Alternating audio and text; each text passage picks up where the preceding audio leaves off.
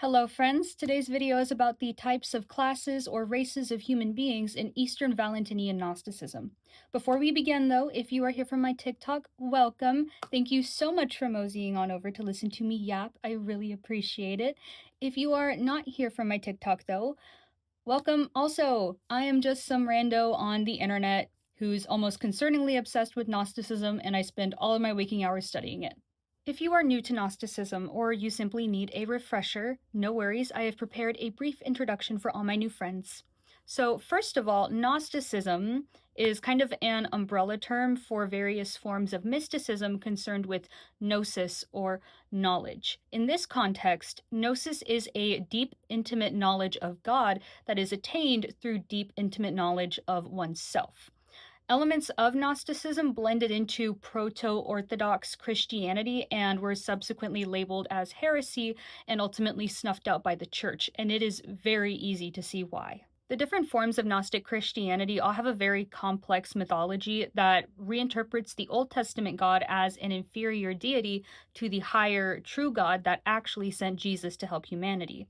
The basic gist of most Gnostic mythologies goes as follows. So there is the highest Gnostic god called the Father. He is a vast intellect whose thoughts are his subdivinities called eons.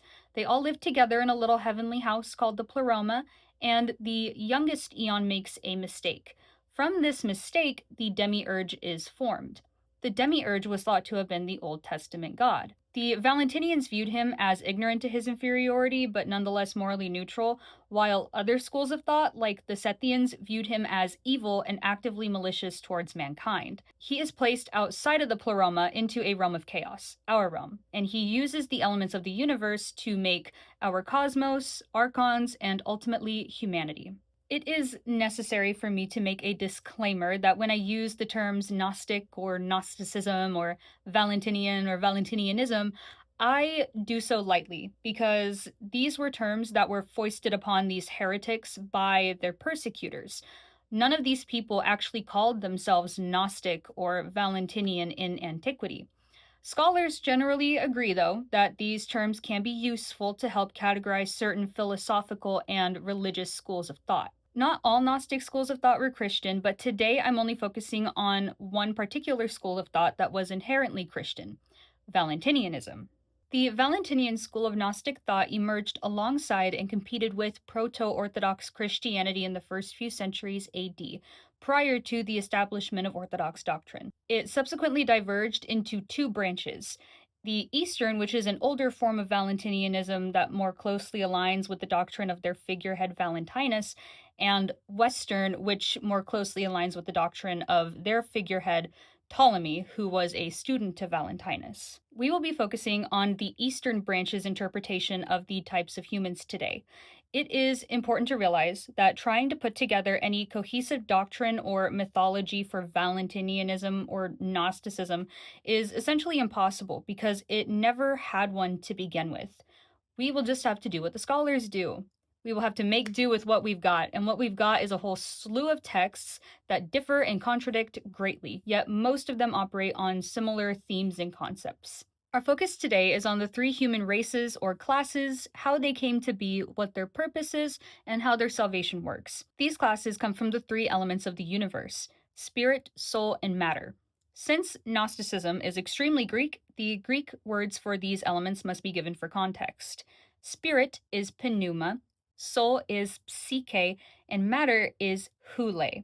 For the purposes of this video, we will anglicize these pronunciations to pneuma, psyche, and hyle, respectively. Pneuma leads to the pneumatic race, psyche leads to the psychical race, and hyle leads to the hylic race. So we have spiritual, soulish, and material human beings. The hylics would have been believed to be incapable of salvation and were destined for destruction, as that is the destiny for all matter. The minority of Valentinians would have considered themselves to be pneumatics because they were beings of spirit and were therefore predetermined to be saved. The psychics, on the other hand, they were the only group of people who had free will. so to speak, as they could choose to ignore the divine and ultimately share in the same fate as the Hylics, or they could choose to serve the divine and work towards salvation. It sounds simple, and it is, to be honest, but it's also so much more complicated than that. In order to understand these classes to the fullest, we need to delve into Eastern Valentinian theogony, cosmogony, anthropogony, and soteriology.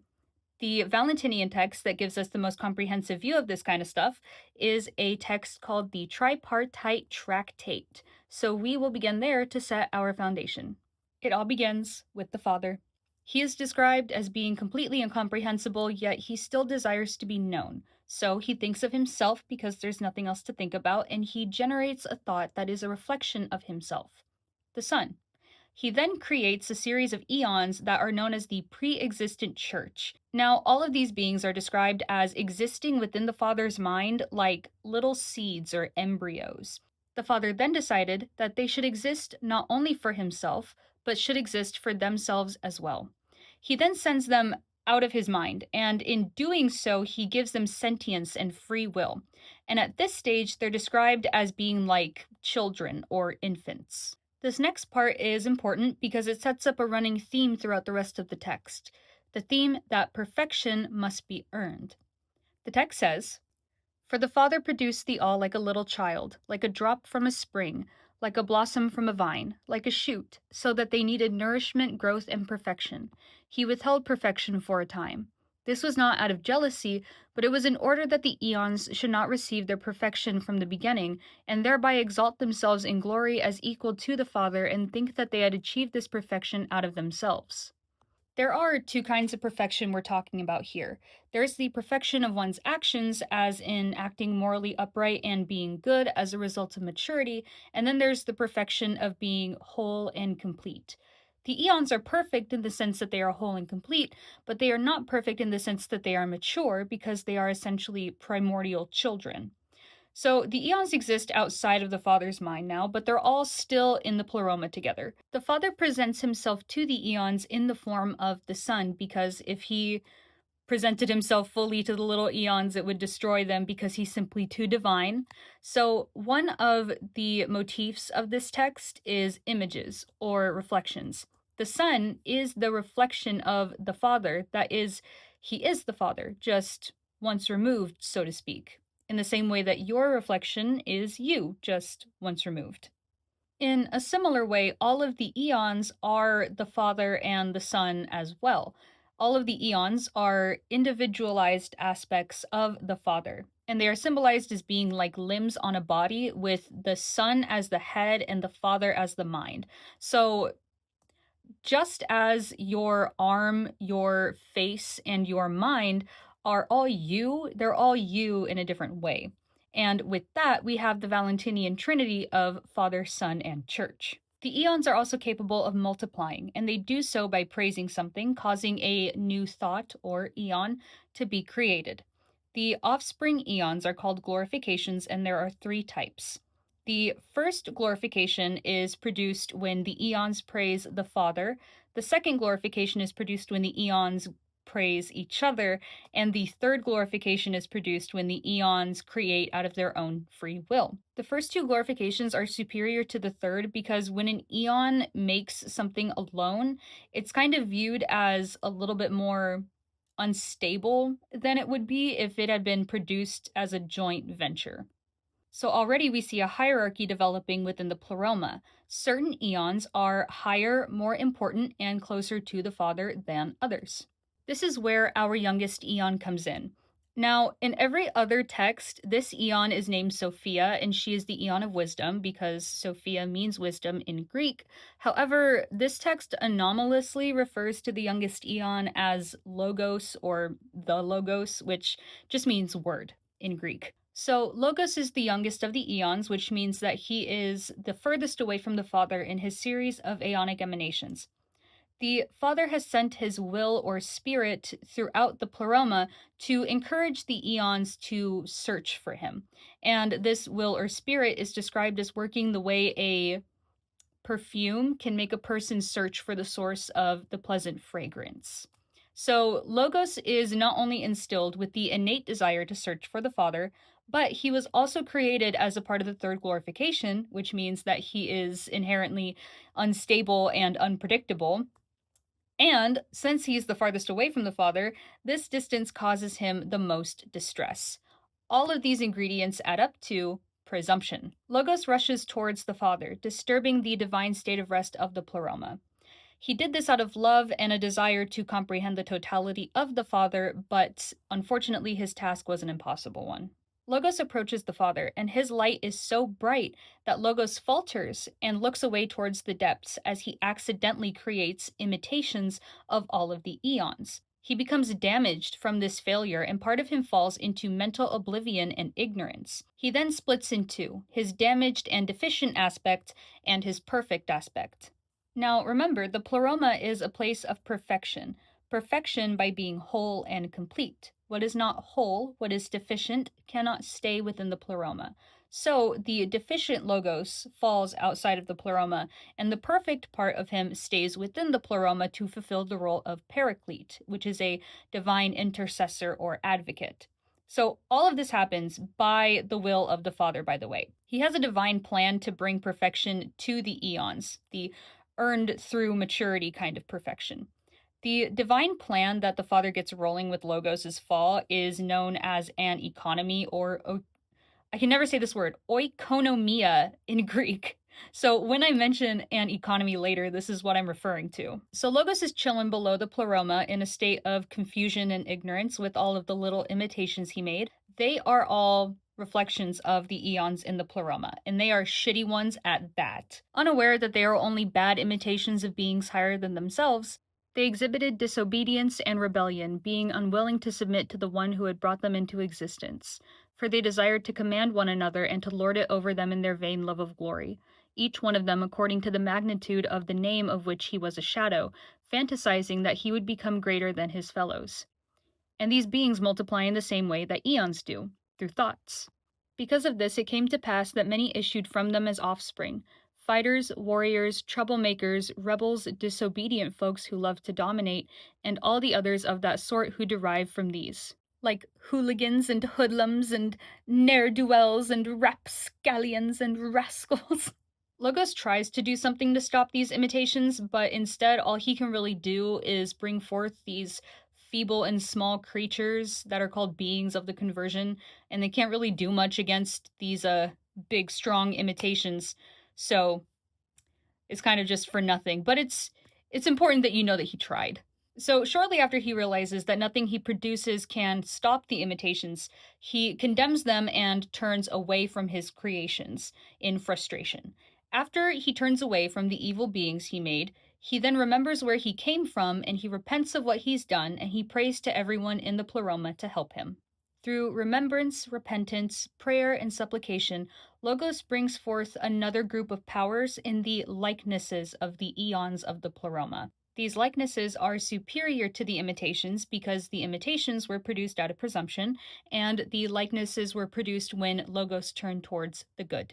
Logos sows within the likenesses the ability to realize that there existed higher beings than themselves, and he gives them an inclination to seek those higher beings out. The likenesses exist in harmony and brotherly love and gumdrops and rainbows and shit for a minute, but all was not perfect. War loomed on the horizon. In their lust for power, the imitations sought to dominate the likenesses, and the two orders fought against each other, causing the likenesses to get infected with some of the sicknesses of the imitations. As they battled, their envy, their malice, rage, violence, lust, and ignorance ruled, as they were producing various kinds of matter and all sorts of powers, mixed with one another and in great number. Now, Logos' perfect aspect has not been idle, remember? He's been up in the pleroma, fulfilling the role of paraclete, trying to advocate for the fallen Logos. So everyone in the pleroma agrees to help him, and the Father sends the Son out of the pleroma with the entire host of eons as his body.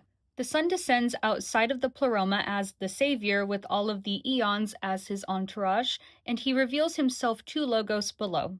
Upon seeing this revelation, the imitations cower in fear and they fall into an outer darkness because they cannot comprehend a being that is higher than themselves. The likenesses, on the other hand, greet him and bow before him because they can comprehend a being higher than themselves. Logos is then reunited with himself and made whole again, establishing himself above the inferior imitations and likenesses. He rejoiced and gave praise to the Father, the Son, and all the eons, and in his joy he brings forth images of the eons. They are all reflections of the eons themselves, but they are not equal to the eons. Still, they're good because they were created as direct images of the divine, and they came from joy experienced in a state of completion, making them superior to the likenesses and imitations. Now, Logos is complete. He can go back up to the pleroma if he wanted to, but he chooses to stay outside of the pleroma on account of the beings he made. That is, the images, and to an extent, the likenesses. These images of his are interesting. Not only are they all in chariots, but they are all male. When Logos created the images, he also created little seeds that are made out of the same substances that the images are made out of. And he keeps them within himself until it's time to bring them into existence. Another Eastern Valentinian text, called the Excerpts of Theodotus, gives us the context that these pneumatic seeds are, in fact, female, or were at least commonly interpreted as female. The Valentinians say that spoken about in this verse is the first emanation of wisdom, Logos. The males from the emanation are the election, but the females are the calling, and they call the males angelic and the females themselves the superior spirit.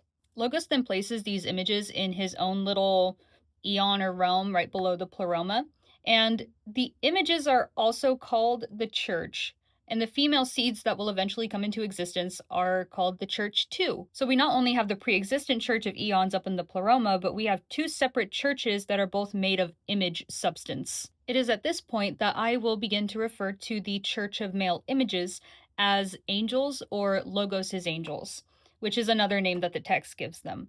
The terminology in this text is really annoying and it can get really confusing very quickly, so it's very important we distinguish between all the different churches going on. Logos then begins to organize things. It's pretty detailed and it's not super important for the video, so I'll just give you the skinny. Logos establishes a spiritual level for him and his angels, and he separates themselves from the inferior powers with a boundary. He then gives the likenesses and imitations a few new names. One of the new names he gives to the likenesses is psychical, and one of the new names he gives to the imitations is hylic, due to the substances they're made out of. Being hylic, being made out of matter, is a pretty easy concept to understand, but what about being made out of soul? What is psychical substance? The term substance is ousia in Greek, or essence. It's not just something that exists. Ousia is fundamental to something, in this case, life. Psychical substance is always likened to fire. It's like an invisible spark or energy that makes life possible. It's the main building block of the soul. And thanks to Greek philosophy and Jewish mysticism, we actually know exactly where it is on the body. Kinda. Throughout Greek, Jewish, and Gnostic philosophy, we see the idea that the soul exists in the bones. More specifically, psychical substance makes up the bones like bone marrow. It actually is compared to bone marrow several times. Jewish mysticism tells us that the human soul is located in an almond-shaped bone on the end of the spine, called the luz bone. Although scholars aren't really sure on which end of the spine, it's either the atlas or the coccyx.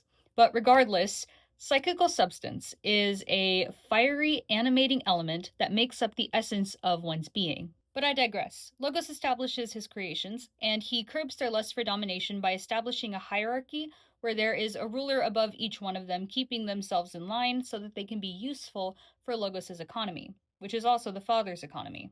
So again, we see a hierarchy that is reminiscent of the hierarchy in the pleroma.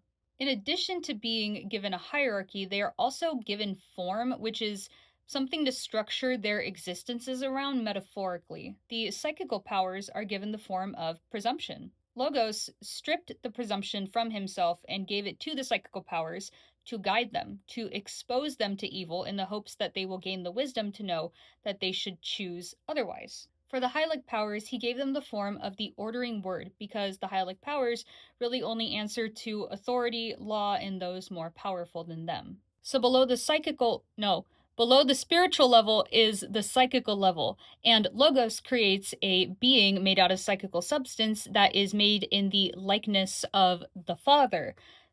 This being is the demiurge, and Logos uses the demiurge to handle psychical substance in the same way you would like put on gloves to handle something dirty. The demiurge does have a certain level of autonomy, but ultimately he's just Logos's puppet. So just as the spiritual realm is a copy of the pleroma, the psychical realm is a copy of the spiritual realm. The demiurge puts together the psychical realm and he creates his own little subdivinities like the Father does, but the demiurge's subdivinities are what would have been the biblical angels. The demiurge then creates the physical realm, and he also creates his own puppet to interact with matter. And this puppet is the devil. And no, the text does not elaborate on this, but it probably comes from the biblical idea that the devil is the prince of this world. If you're struggling to conceptualize this, no worries, I have a diagram for you. It's actually super simple. The material realm is the Earth, the psychical realm is our solar system, and the spiritual realm is the realm of fixed stars outside of the solar system. So the devil is situated on Earth, the demiurge is situated in the solar system, the psychical likenesses and the hylic imitations are all daimons, spiritual entities, and they are situated in the realm of fixed stars. Logos himself is outside of that with his angels, and beyond him is the pleroma. It's also important to realize that in addition to the levels that are stacked on top of each other, there are probably spiritual, psychical, and material realms that are all overlapped with one another. I don't know, this text is confusing in general, but it was kind of confusing at that particular part of the organization too. So there are spiritual, psychical, and material realms or levels. And then there are also spiritual, psychical, and material entities. And then there are also spiritual, psychical, and material substances. I know that this is confusing, but don't worry, it gets worse. So all of this is created specifically for mankind. Both psychical and material powers create Adam's body according to their own substances. But through the demiurge, Logos puts the spiritual pneuma into him. Pneuma can be translated as spirit, but it can also be translated as breath, as in breath of life. In Gnosticism, pneuma always carries a noetic connotation, which means that it derives from the word nous, which is the Greek word for mind. Pneuma is intellect, it is divine rationality, and it was given to Adam alongside his body and his soul. Adam is thus a composite of all three substances, pneuma, psyche, and hyli. The demiurge then produces psychical humans, and the hylic powers produce hylic humans, but this Adam guy is suspicious to them. They know that he is superior to them because of his divine intellect, so they put him into Eden with 3 trees bearing 3 types of fruit. The tree of life bore pneumatic fruit, a tree with double character bore psychical fruit, and then last there was simply a bad tree, or a tree of matter. The psychical powers and the hylic powers then conspire to send the serpent to Adam to trick him into eating fruit from the tree of matter. He does so, releases death, which is ignorance, and is subsequently cast out of the garden. At this point, the author of the Tripartite Tractate begins to talk about how these different types of people have manifested throughout history. He is of the opinion that the Jews were the psychical group of people that the demiurge created, and the hylic powers created everybody else. Since the Jews served the demiurge, they had the best access possible to true divinity, which is what allowed them to prophesy about the coming of Jesus. It's also at this point that the author mentions that the Greek philosophers specifically do not know what they're talking about because they're ruled by hylic powers. Thus, when they spoke about the things they held to be wisdom, it was imitation, presumption, and illusory ideas, for the imitation had deceived them. They thought that they had reached the truth, though it was error they had reached. This is ungodly hilarious to me because, as I will explain later on in the analysis, the author is using Greek philosophy and metaphysics to prove his point. And part of his point is that Greek philosophy and metaphysics are stupid. When I first read this text, I thought that the likenesses and imitations were going to have a bigger role in the story than they actually did, considering how long we spend on their creation and their inclinations in the beginning. I thought that since the pneumatic beings eventually go on to be incarnated into humans, the psychical and hylic beings would also be incarnated into humans. But that's not the case. The psychic and hylic human beings are made separately from the imitations and the likenesses and the images. So the imitations and the likenesses are strictly daimons. They are only spiritual entities who exist in the spiritual realm. Doing what exactly?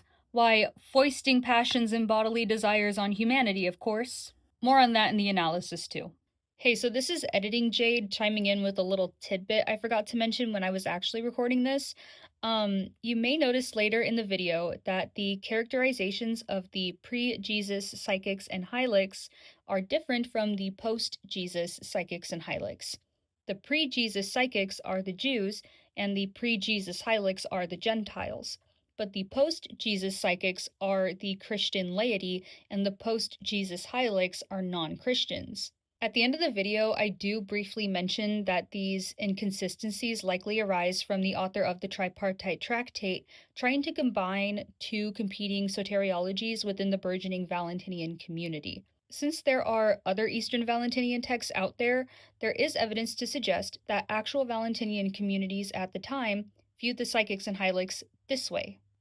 I do explain how later on, and I also reference two books, The Spiritual Seed by Einar Thomason and The Ethics of the Tripartite Tractate by Paul Njama, both of which are excellent resources to go to if you would like more details. So next, the text talks about the incarnation of the Son as Jesus, and it explains that the races of humanity will be revealed upon Jesus' appearance. When Jesus incarnates on earth, he will bring down another church with him to act as his spiritual body.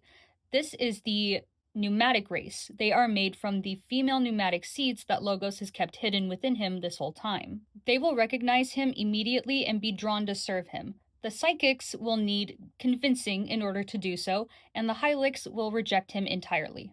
Now, this is where things get weird. See, the text was clear that the hylic and psychic races were the only two races that existed before Jesus descended with the pneumatic race. However, I think where things get confusing is when it's mentioned that psychic, pneumatic, and hylic substances all influence people. This could perhaps lead the reader to conclude that whichever substance one feeds into most is what one becomes, which is an incorrect conclusion to come to. For example, if one is mostly influenced by hylic emotions and substances and they choose to feed into that, then they are hylic. But if they turn towards spiritual pursuits, then they can become a pneumatic. This is not the case. The race one is predetermined and one cannot change their nature. It is revealed upon one's interaction with Jesus. However, one can improve, just in a limited way. More on improving within one's limits in the analysis too. When Jesus arrives, he is beginning the apokatastasis, which means restoration. The Father has spread himself out, so to speak, and the apokatastasis is the restoration of everything that is divine back to where it's supposed to be. This is the beginning of the end for the Father's plan. See, remember how I said that the Father's goal here was to bring perfection to the eons? The Father desires unity with them, but one cannot have unity without multiplicity. The Father has made himself multiple by creating the Son and the eons, and he has given them autonomy with an inclination to choose him. But how can they choose him if he's the only choice? There's no other option for them but to choose him. In order to make the eon's choice of him truly meaningful, in order for the pleroma to have true unity, there needs to be another option. And that option is the ignorance, oblivion, and confusion that arises when Logos falls. Exposure to this option is absolutely necessary in order for the eons to earn moral perfection in the Father's eyes. However, the eons exist in a realm where this exposure is impossible. The pleroma exists without evil, matter. So any association with evil and the wisdom that comes from not choosing it must be achieved by proxy. This is where Logos's angels and the pneumatic race come into play. Our cosmos is turned into a spiritual training ground for the human soul, a place where humanity can acquaint itself with evil so that it can learn and gain the wisdom to realize that it should choose better. And this is the culmination of the theme in this school of thought that perfection must be earned, both for humans and for eons. After this wisdom and moral perfection is acquired, the female pneumatic seeds will unite with their respective male angelic counterparts and become one, uniting again with the eons of which they are images of. This is the main part of the apokatastasis. That is the ultimate fate for the pneumatics. But what about the other two races? They will mostly be destroyed. The imitations that go on to make the substances and humans of matter are like shadows. They are not a true copy of the eons, but as Paul Njama puts it in his breakdown of the text, materiality is thus caused by a figment of Logos's mind, and that is the reason we read that matter will ultimately be destroyed in the end, because it wasn't really real to begin with. So this is where we actually have to start using some Greek philosophy and metaphysics to give us a little bit of context.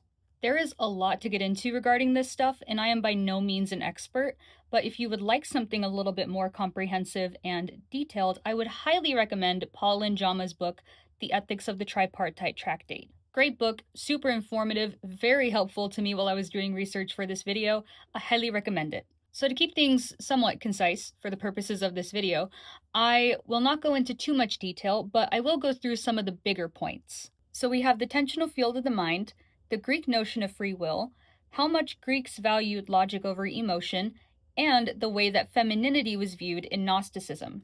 Pertaining to the tensional field of the mind, I will again quote Paul Njama's explanation of it before paraphrasing the rest of the information that we need. Epicurus, for example, thought that sense perceptions made images in the mind and that these images were based on appearances that correlated with the outside world. Some Stoics described the mind as being like a tensional field on which the outside world made impressions. Perceiving something with the mind was the result of impressions appearing in the mind. The tensional field of the mind merged with other tensional fields. The mind was not just a blank sheet of paper on which the outside world made its impressions. Rather, the structure of one's mind in part shaped the kind of impressions to which one was subjected, or rather created for oneself. An untrained mind was a tensional field in disarray, and such a mind was prone to experiencing and acting on false impressions. Knowledge only occurred if the mind was in harmonious sync with the divine reason that permeated all existence. So I like to conceptualize this in terms of getting cut off in traffic. So if you're in a bad mood, you've had a bad day, everything just upsets you, then the tensional field of your mind is in disarray. So if someone cuts you off in traffic, then the impression of anger onto the tensional field of your mind could be perceived by you as being more intense than it actually is, because you're already upset. This could cause you to be more likely to assent to act upon that emotion. Whereas if you're in a more neutral state of mind, your tensional field would be more stable and calm. So if someone were to cut you off in traffic, you would perceive the impression of anger for how small it actually is. The clarity you have will make you more likely to rationalize through your emotion instead of assenting to act upon it. When Logos falls, the tensional field of his mind is in disarray. He is confused and upset. As a result, the eons he sees form an impression in his mind, and due to his mental state, he assents to these impressions and creates imitations. Figments, nothing of any real substance, and certainly nothing that aligns with divine rationality. This is why the ultimate destruction of the material realm and the imitations and the Hylic humans is not really viewed as a bad or cruel thing, because you can't really destroy something that never really existed in the first place, can you? I must digress for a moment because this reminds me of a quote from another Gnostic text called the Book of Thomas, not to be confused with the Gospel of Thomas. While the Book of Thomas is not explicitly Valentinian, it is highly influenced by Greek philosophy. In regards to the material or Hylic people, it says, "The Savior said, to tell the truth, do not think of these as human beings, but regard them as animals. As animals devour each other, so people like this devour each other. They are deprived of the kingdom since they love the delight of fire and are slaves of death and rush to deeds of corruption." This same concept threads through several Gnostic texts, this idea that Hylic people are no better than animals. This makes a certain modicum of sense because the Gnostics generally believed that the spiritual element of pneuma was divinely bestowed intellect and rationality. The Hylics were simply not blessed with the mental capacity to contemplate God in the way that the pneumatics were. This is where the elitist accusations come in from opponents of Gnosticism, and they aren't really wrong. The idea that because you have secret knowledge that other people don't have the mental capacity to understand, and that makes you more human, more deserving of salvation than others, that's inherently elitist. And as far as the Father's plan goes, the Hylic humans and entities are only permitted to stay in our universe because they serve a purpose in Logos' economy. Their only purpose is to essentially be NPCs.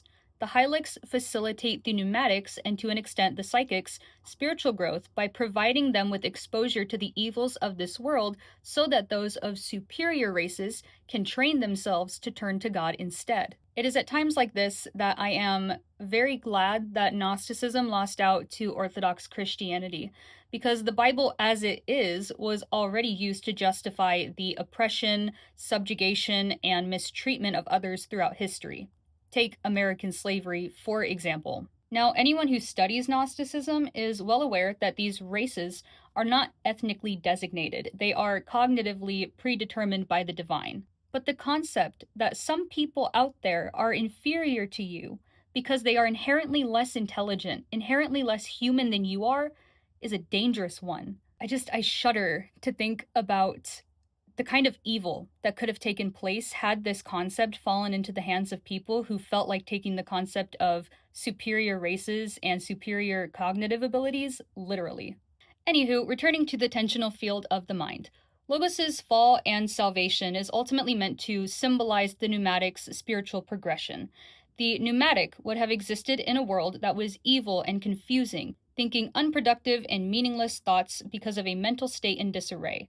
When it remembers God, its mental state improves, though, allowing it to realize that it should submit to God. When the Savior appears, it is made whole and complete again. It leaves its state of forgetfulness and confusion and rejoices in the realization that it was divine all along, allowing the pneumatic to produce good thoughts in accordance with divine reason again, just like Logos. This leads us to points 2 and 3, the Greek notion of free will and the Greek value of logic over emotion. In Greek philosophy, to be divine is to be inherently good and completely rational. One's rationality should always remain in complete control over one's emotions and bodily desires in order to ensure that one made decisions that best aligned with divine goodness.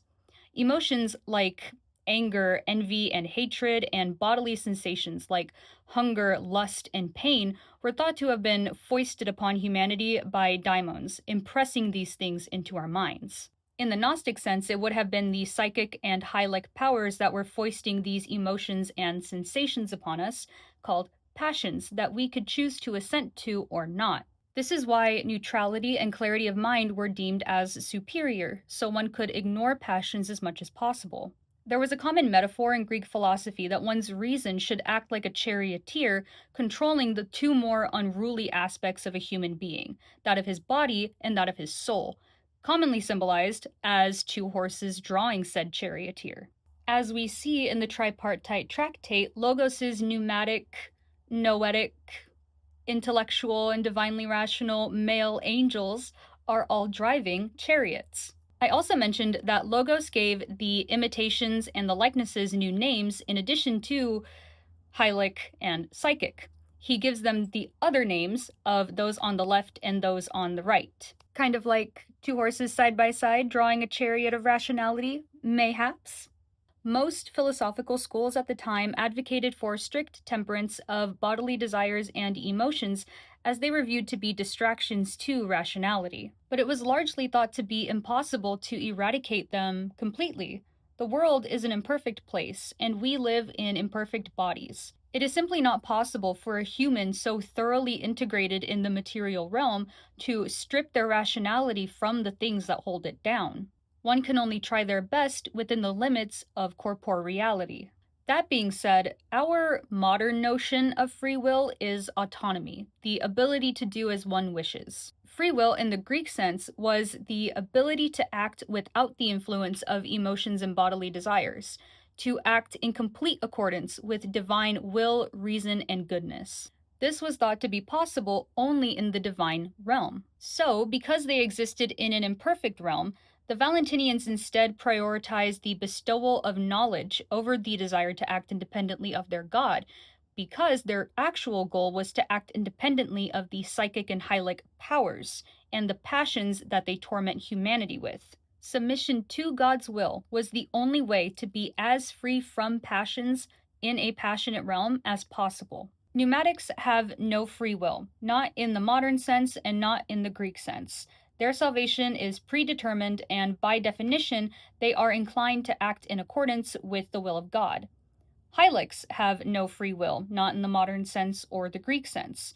Their destruction is predetermined, and by definition, they have no inclination to act in accordance with the will of God. Psychics, on the other hand, do not have free will in the Greek sense, but they do have free will in the modern sense, because they can choose to ignore God or they can choose to submit to Him. If they choose to ignore Him, they are destroyed alongside the Hylics, but if they do choose to submit to Him, they are extended a lesser salvation than the pneumatics as a courtesy of the pleroma, as a thank you for helping the pneumatics, because that is the psychic's purpose on Earth, to assist the pneumatics. I'll get more into the role of the psychics in society later, but let's return to the pneumatics, because they are the real stars of the show here, aren't they? Let's talk about the reunification with the male angels. See, the pneumatic seeds that incarnated with Jesus as his church are all female, so they do need to be reunited with their respective male angelic counterparts. This is done through something called bridal chamber. I'm not going to get into Valentinian rituals in this video, but basically, bridal chamber is the culmination of a series of rituals that will be enacted after the death of a pneumatic, where they will traverse all the realms and they will go up to Logos's realm, where they will be united with their respective male angel. In order to understand this, we need to talk about our fourth point, the feminine in Gnosticism. The general Gnostic view of gender is very patriarchal and misogynistic. Gnosticism was bopping around the Mediterranean area within a lot of very patriarchal cultures, and a lot of these prejudices made their way into mysticism, most notably the idea that women were incomplete men. Professor David Brackey actually explains this concept pretty well, so I'm just going to insert a little clip from one of his lectures for y'all, and then I'll pick up after. And in fact, many ancient people did not think of male and female as two opposite and equal genders, but instead they considered the female or the feminine as a lesser derivative aspect of the male or the masculine. To be female is not to be something separate and different from the male. Rather, the female is a lesser version of the male. To be female is not to be enough male. It was sometimes believed that children who are born female simply did not develop long enough in the womb. They literally did not cook long enough in the heat of the uterus. In this view, there aren't really two genders, just one, which is male when it's perfect and female when it's imperfect. Gnosticism was heavily inspired by both Greek and Jewish philosophies, and in both cultures, male was also the default gender. It was also popular in Greek philosophy to associate maleness with the intellect or reason and to associate femaleness with emotions or the body. Because of this, a lot of Greek philosophy and subsequently Gnostic philosophy focuses very heavily on the idea that anything emotional or of the body is inherently inferior to rationality or intellect and must be tempered in order to achieve enlightenment. In multiple Gnostic texts, we see femaleness referred to as a sickness and a deficiency. In the tripartite tractate alone, this is a huge theme that runs throughout the course of the text, and there are a few verses to back this up. After Logos falls, he's described as being weak like a female nature deprived of masculinity. And Logos's angels are described as being male because they have not originated from the sickness, which is femaleness. Gnosticism generally views the male and the female not as two separate and equally proportioned genders, but instead as two unequal proportions of the same gender, male. Male is the fundamental gender, and the female is derivative of the male, as Eve was derived from Adam. Biological females are male, so to speak, but they're not as male as a biological male. Yet they're both deficient of one another. Only when the inferior and derivative female is reincorporated back into the fundamental male is the person made spiritually whole and complete. This is why bridal chamber was so important to the Valentinians, because regardless of their physical biological sex, they were all spiritually female because they all come from the spiritually female pneumatic seed. In order to reach spiritual completion, they must be reunited with their corresponding male angelic counterparts in Logos' realm. That's kind of why there's a bit of a misconception about Gnosticism that the spiritual goal is androgyny, because as I explained, that's not entirely accurate. Our modern idea of androgyny is the combination of the whole male and the whole female to create a new gender entirely, an androgyne. Gnostic androgyny is becoming male by reincorporating the derivative female back into the fundamental male in order to bring the male gender to divine perfection and completion. A lot of Gnostic texts include this concept. One I can think of off the top of my head is the Gospel of Thomas, where Jesus talks about making Mary male. This is what he means. The text says, Simon Peter said to them, Mary should leave us, for females are not worthy of life. Jesus said, Look, I shall guide her to make her male so that she too may become a living spirit resembling you males. For every female who makes herself male will enter heaven's kingdom. This is why I get kind of annoyed whenever people claim that Gnosticism is this ancient woo-woo divine feminine religion, because it simply isn't. The presence of female characters in most Gnostic mythologies, excluding this one, of course, does not mean that it respected women any more than its contemporary religious or philosophical counterparts. But back to all these races of humanity. We already went over what kind of salvation awaits them, but how would a Valentinian community have put all of these classes into practice? Well, the Hylics would have been ignored, first of all. They are only on Earth to facilitate the spiritual growth of the superior races, that's all. But as for the psychics and pneumatics, Paul and Jama claims that the Valentinian community behind the tripartite tractate would have derived from, quote, a pre-monastic city context consisting of an inner circle of people engaged in theological study within a larger lay Christian community, two groups that would meet at times for communal worship and for basic catechumenal purposes.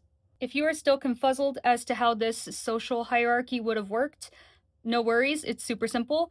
Any of y'all Catholic or familiar with Catholicism? It would have worked just like that.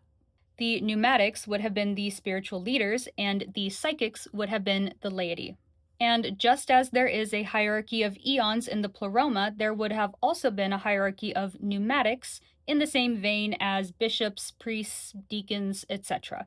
The pneumatics were thought to have a natural inclination to the good, seeing as they had the best connection possible to the divine. They would have served as models for the psychics to follow morally, since the psychics were not as naturally divinely oriented as they were. This would have been before monasticism, so the pneumatics of this time would have been some mix of spiritual leaders actively involved in the community, like priests, and scholars engaged in theological study, like monks.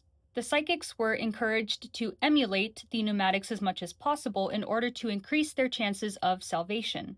Like I said, a person cannot change their race, they cannot change their nature, but they can improve or fail within these limits. It simply comes down to one's intellectual capacity and which passions one chooses to assent to. A psychic can never hope to achieve the salvation that a pneumatic will. They get a lower salvation outside of the pleroma. It doesn't seem right, huh? Imagine you're a member of the Catholic laity, and no matter how good you are, you automatically get less heaven than your priest. A psychic doesn't have the connection to the divine that a pneumatic has. That's why they need the guidance of a pneumatic in order to make moral decisions, because they simply don't have that noetic element in them. But just as there is a hierarchy among pneumatics, there is also a hierarchy among psychics as well.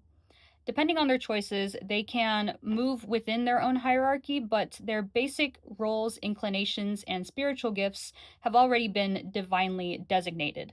We actually see this hierarchy in another Eastern Valentinian text called The Interpretation of Knowledge. It is a homily addressed to a Valentinian congregation, urging its members not to envy others in the group for having a higher status than themselves because they have more spiritual gifts than they do. Someone has a prophetic gift. Share in it without hesitation. Do not approach your brother with jealousy. If your brother possesses grace, do not lessen yourself, but rejoice in this special spiritual gift. Pray for that person, that you may share in the grace that is in him. Do not consider it as something alien to you, but rather as something that is your own. What each of your fellow limbs has received, you will receive as well. Something else I wanted to touch on is this idea that the Gnostics were either libertines or staunch ascetics, neither of which have much evidence to back them up. Focusing solely on the Valentinians, of course, they would not have secluded themselves from the world all that much. I mean, sure, they would have mingled mostly within their own community, as most religious communities do, but just like how in Catholicism, not everyone has what it takes to be a monk, not every pneumatic Valentinian had what it took to be wholly ascetic. Remember, the Valentinians would have been varying degrees of this middle ground between spiritual leaders actively involved in the community and reclusive scholars engaged in theological study.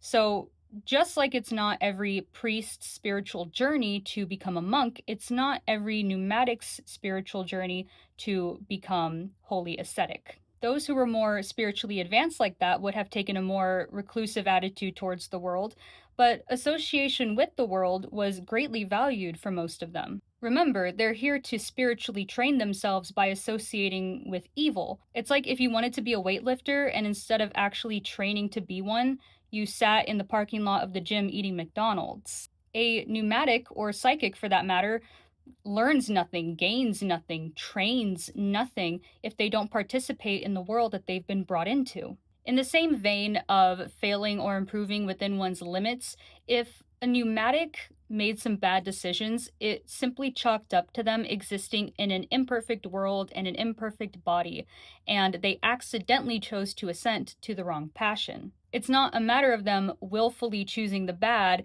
it's a matter of them trying to choose the good and accidentally failing. Their salvation is never in jeopardy. They will eventually achieve it, even if it means being reincarnated as many times as possible in order to do so. If a pneumatic were to apostatize, though, that would have been viewed as them having been Hylic all along, rather than having changed their nature. One's nature is revealed upon one's interaction with Jesus. You are inherently drawn to serve him, you need convincing to serve him, or you reject him entirely. No ifs, ands, or buts about it. By nature, the pneumatics are inherently drawn to the contemplation of God, but the psychics are inherently drawn to positions of power, interestingly enough. This is encouraged, actually, because of Logos's economy. Just as the Hylics exist to spiritually serve the pneumatics and the psychics exist to materially serve the pneumatics in exchange for spiritual guidance. The psychics are encouraged to use their worldly influence to serve and financially support the pneumatics, much in the same way that tithing or donating to the collection basket works in modern day churches. On a smaller scale, it would have worked the way it did with Paul and his benefactors. The spiritual person would have devoted their time to study, moral leadership, and proselytization under a patron. Paul himself says in 1 Corinthians 9:11, "If we have sown spiritual seed among you, is it too much if we reap material harvest from you?" And this attitude is prevalent in the Valentinians as well. Fun fact, actually, the Valentinians claimed apostolic succession through Paul too, through his student Theudas. So any money, power, or influence that a psychic has in life is given to them specifically for the purpose of proving their spiritual progression by giving it up. It is ordained by Logos's economy that the psychics serve their purpose in the order in this way. They can enjoy their temporary glory as long as they realize that it is only temporary. They must use it to serve the pneumatics in a worldly way and then ultimately discard it for the higher reward of salvation. When the apokatastasis is finally achieved, all pneumatic seeds will have been incarnated into the material realm alongside psychic souls to minister to them. The pneumatics will have spiritually matured in the training grounds of the material realm, and provided they have all completed the necessary rituals in order to do so, they will have been made male in the bridal chamber, the unification with their male counterparts. The material realm, alongside all material powers, humans, and substances, will be destroyed, alongside all of the psychics who chose to ignore the divine. The psychics that served the pneumatics will receive their salvation in the eighth heaven, where Logos has been residing this whole time. Logos and his reunited seeds and angels will then return to the pleroma. And since the seeds and angels have been brought to spiritual maturation, the eons that they are copies of will reunite with their images and will be brought to spiritual maturation as well by proxy, thus finally equipping them with the wisdom to choose the Father for realsies this time, and the Father will exist with his creations in both multiplicity and unity. What a back-asswards and complicated way to give free will to your spawn, dude. This seems so unnecessarily complicated. There was something that frustrated me over the course of reading this text, though, and it was the fact that this text supports two different interpretations of the pneumatics. See, this text is not good at being clear, nor is it good at being concise. What it is good at is getting on my fucking nerves. So I've already explained the interpretation that is most supported by this text and another Eastern Valentinian text called the Excerpts of Theodotus. That interpretation would be that Logos creates the female pneumatic seed and the male angels, and the female pneumatic seed is what gets incarnated with Jesus as his church on earth. And then, of course, they must be reunited with their male angels before getting reunited again with their respective eons in the pleroma. The other interpretation is that there is no pneumatic seed. It's just the male angels. They are what gets incarnated with Jesus when he comes to earth. But they still have to be reunited with their respective eons. This essentially cuts out a whole step of salvation, making things a bit less complicated, but only a bit. For every inconsistency it cleans up, it just leaves like 10 more in its wake. So many questions and so many logical problems. In his book, The Spiritual Seed, Einar Thomason says that these inconsistencies arise from the author of the tripartite tractate trying to combine two different competing soteriologies within the Valentinian community, which makes sense because it reads like that. And this is what I mean when I say that you can't put together any singular Gnostic mythology or doctrine because even singular texts disagree with themselves. Also, I highly recommend his book if you would like a very comprehensive explanation of all things Valentinian. Inconsistencies aside, though, I think we hit our main points pretty well. We know how the pneumatic psychics and hylics were created, what their purposes are, and what their destinies look like. And regardless of how frustrating it is, the tripartite tractate is still the most comprehensive Valentinian text we have regarding how the Eastern Valentinians would have viewed their salvation, as well as the salvations of those around them. Well, that does it for today's video. What a labor of love this was. And I'm not lying when I say labor. If any of y'all have ever tried to read the tripartite tractate, hats off, salutes to you, because it was a bit much. It's my least favorite text, but when you get past how dense it is, it's actually extremely informative. But yeah, labor of love, because there's really truly nothing I would rather do with my time than research Gnosticism, to be completely honest. So, thank you guys so much for moseying over and listening to me yap. I really do appreciate it. See y'all next time. Bye!